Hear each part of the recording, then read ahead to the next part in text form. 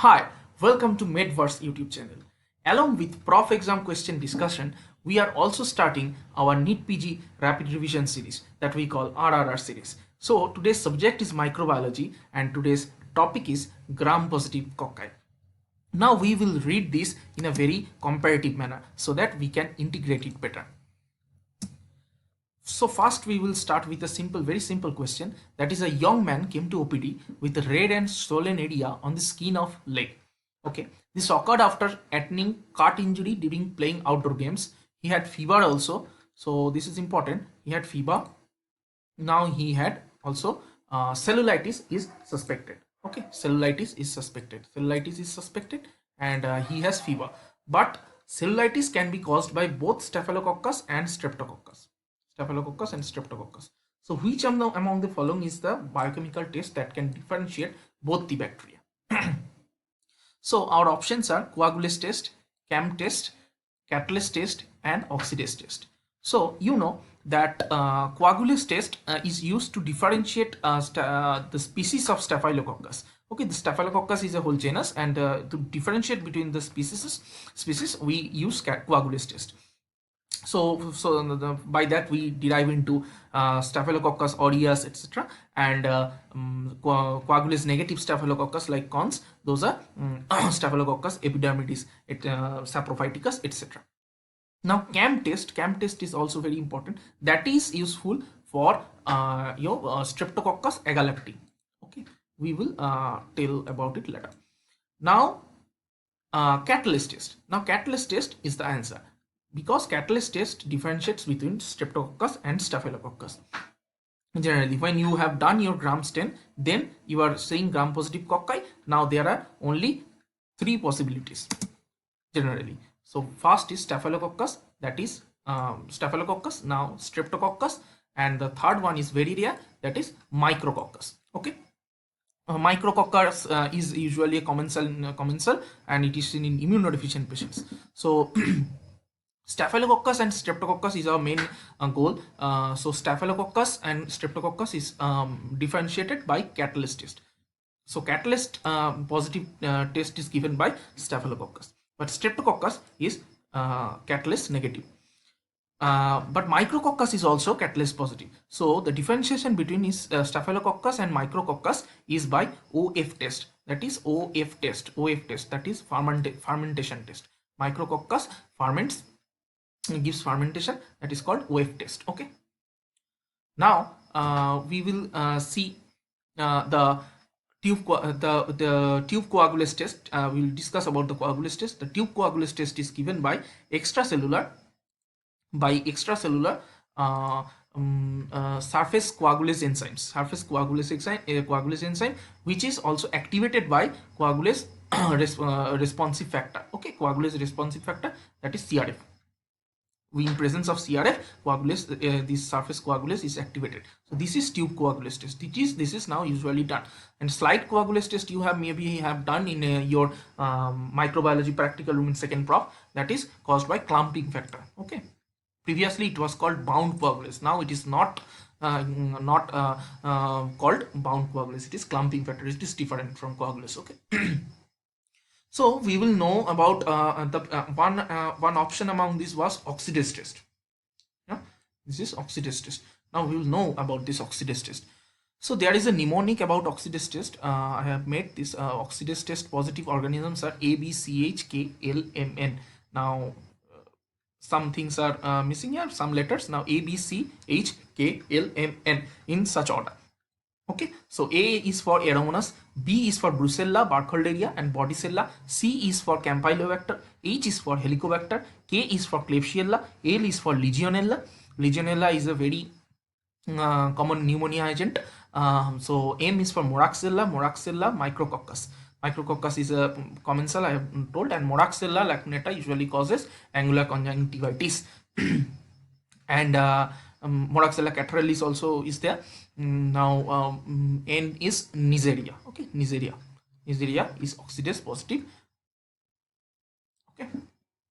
Now we will see about the Staphylococcus genus. Staphylococcus is as a whole it is catalase positive, but when you do coagulase test you get Staphylococcus aureus which is coagulase positive, and coagulase negative. When you do coagulase test, coagulase negative is the cons genus, that is coagulase negative Staphylococcus zona. That is these species are usually divided into two by novoviacin resistance test. Novoviacin is an antibiotic agent, so novoviacin sensitive are Staphylococcus epidermidis, that means it is killed by novoviacin, and novoviacin resistant are Staphylococcus saprophyticus. Now Staphylococcus saprophyticus is important because of one infection that is caused in sexually active young women. When you see them presenting with UTI, you have to think about Staphylococcus saprophyticus, which is usually Staphylococcus aureus is hemolytic. It causes hemolysis in blood agar, but beta hemolysis, but in this Staphylococcus saprophyticus it is usually non-hemolytic. Okay, now the very important thing is that is Staphylococcus epidermidis, because it is a commensal of it is part of your normal skin flora, but sometimes it causes infection when you have any cut or something, auto infection like that. So that is normal skin flora. It is a part of normal skin flora. It can cause teeth abscess, and it is part of biofilm also. So what is biofilm? Biofilm is when something is implanted in your body, this bacteria can form a slime layer to resist these antibiotics, etc. So they can form a colony on the walls of those implants, etc. That is called biofilm. Now staph versus strep basics. So we will see read this comparatively. Staphylococcus is gram positive, Streptococcus is also gram positive. Okay. Now Staphylococcus is a cocci that is arranged in clusters, okay. Staphylococcus is arranged in clusters, and Streptococcus is arranged in chains. But Staphylococcus is arranged in clusters. Okay, let me change the color. Okay. Now when you put culture Staphylococcus in nutrient agar, you get deep golden, gray to deep golden colonies, mainly golden colonies in case of Staphylococcus aureus, and white colonies in case of Staphylococcus epidermidis, that is a cons or coagulase negative Staphylococcus. Okay, that is Staphylococcus epidermidis. Now one important thing, question you get in MCQ exams is that pigment production is maximum at which temperature. Some options will be given 37 degrees centigrade, 22 degrees centigrade, something 40 something centigrade, but the confusing is 37 and 22, but the answer is pigment production is maximum at 22 degrees centigrade when, and maximum culture growth is usually seen at 37 degrees centigrade. Okay, this pigment production is maximum at 22 degrees centigrade, etc. when milk is added in this. Okay, now but in case of Streptococcus, the media, that is selective media, is crystal violet blood agar. That is selective media. So selective media is a solid media which promotes the growth of our desired bacteria, okay, and inhibits the unwanted bacteria. Okay. But in case of Staphylococcus, this salt milk agar is there, and Ludlam's media is also there. These are the selective media for Staphylococcus. Now the characteristics enzymes of Staphylococcus, you know that it is catalase positive. It is also phosphatase positive. Now this phosphatase is important for milk quality checking. In milk there is a risk of milk contamination, so we check them for E. coli, etc. Phosphatase coliform count, etc. we see, and phosphatase test is required to detect Staphylococcus in milk processing units. Okay. So I have said it usually shows beta hemolysis in blood agar. So and one important thing about Streptococcus is transport medium. Okay, when you collect the sample, you have to take it to laboratory. If you have to wait for the culture plating to occur. So this is transport media is Pike's medium. Okay.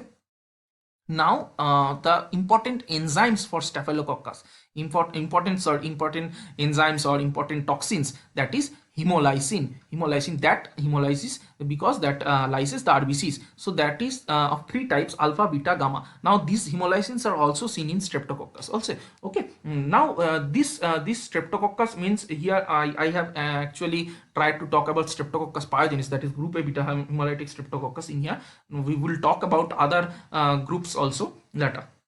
Now alpha hemolysis is there, is beta hemolysis, and there is gamma hemolysis. Okay. So beta hemolysis shows hot cold phenomena. So what is hot cold phenomena? Hot cold phenomena is in 37 degrees centigrade, this hemolysin starts its action, but the manifestation is seen when you cool down it a bit. Okay. That is why it is called hot cold phenomena. So hemolysis starts in 37 degrees centigrade, but when you cool down, the hemolysis effect is seen. Yeah. So this is gamma hemolysis is also there. That is gamma hemolysin is called penton valentine toxin. This toxin is very much important for MRSA infection, that is methicillin resistant Staphylococcus aureus. Methicillin, you know, is a penicillin that is used to test the bacterial resistance of various bacteria, including Staphylococcus. So penton valentine toxin is a bicomponent toxin. So what does it mean, bicomponent toxin? And that means bi means two. So there is two component, leukocidin and gamma hemolysin. Now these two acts in synergy. One helps the action. One helps in the action of another toxin. So that's why they are called synergo-hymenotropic toxin. Okay, SY, that should be SY. Okay, synergo-hymenotropic toxin. Now penton valentine toxin is important for MRSA pathogenesis, furunculosis. Okay.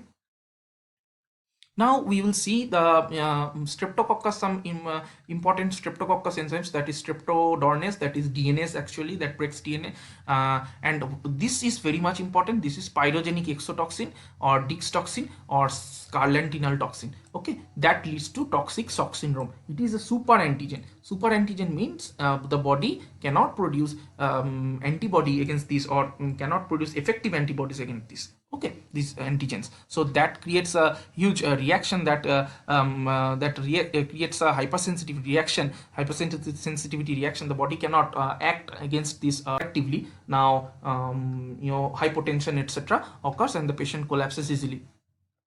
So streptococcus has another toxin, that is ASO, anti-streptolysin O titer. That is anti-streptolysin O titer is important for rheumatic fever detection, acute rheumatic fever detection. Okay.